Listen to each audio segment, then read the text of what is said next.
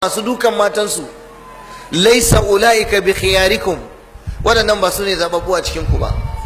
Aya ta zo cikin alqur'ani, wallati takhafuna nushuzahunna faizuhunna wahjuruhunna fil madaji'i wadribuhunna fa in ata'nakum fala tabghu alayhinna sabila inna allaha kana aliyan kabira.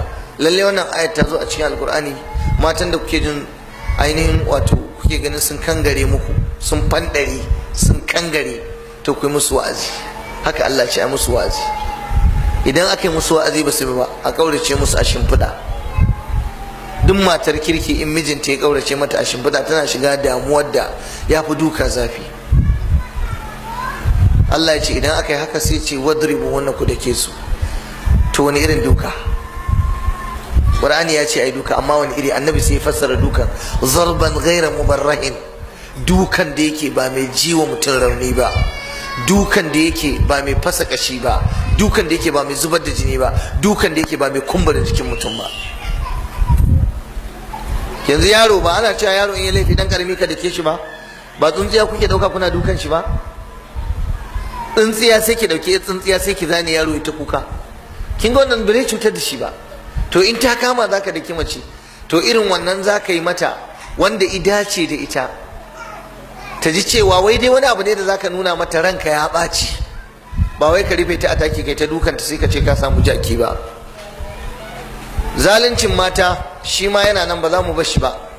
Akwai matan da suna zaluntar mazansu, ta hana mijinta ci da sha kuma shi ne mijinta. Sai mutum ya dawo gida sai ya ce ina abinci na, sai ta ce ban dafa da kai ba, in kana da jawabi kuma ka yi mu ji. Kwarai kuwa suna nan da yawa. Yau ni zai yi wa kaza, za ki tuna alfahari wa ƙawayenta, ni zai yi wa kaza, za mu haɗu a tukunya, wai za su haɗu a tukunya. Sai ya dawo a galabaice, yana jin yunwa, yana buƙatar abin da zai ci zai sha, yana zaune ya sake babbar riga sai ya miƙe fa, ina abinci na kan dai, sai ta ce me abinci, wani kaya ne kuma abinci? Ya ce abinci na rana. Ta ce ban san shi ba. In ya matsa sai ta ce na cinye ni da 'ya'yanka, in kuma amayo maka za mu yi sai mu amayo ma. Wallahi tallahi matar Bahaushe dubun dubata suna aikata wannan. Da matan da suke kauracewa mazajensu, ta kauracewa mijinta. Akwai mutumin da ya ce malam shekara ta 20 da wajen 3 da matata, 'ya'yanmu sun girma har inda mace ce da mun aurar da ita, amma yau ba abin da ba ta gaya mun, zagi, kai din banza mara mutunci, cikakken tantirin mara mutunci, kai din wa wallahi sai na yi maganin ka, kuma ba sake ba. Duk abin da kaga za ka yi ka je ka yi, in ban da larura ba mai zai haɗa ni zama da kai. Kin san laifinsa? Ya ce zai ƙara aure. Matsalar ku kenan, da mutum ya ce zai ƙara aure to za ku yaƙe shi. Ga ku da hijabi ga niƙabi, hijabi yana jan ƙasa, niƙabi ba magana, ga tsoron Allah kamar zai zuba. Amma wallahi idan kana so ka gane tsoron Allah mace, ka yi mata kishiya ko ka ce za ka mata kishiya. Hijabin ne an cire, niƙabin an cire, an ce maka ni din kan wallasa ce, mu ga wacce za ta zo gidan nan. Duk ba abin da ba kwa yi. Don Allah cikin abin da na faɗa akwai ƙage, to mu gyara.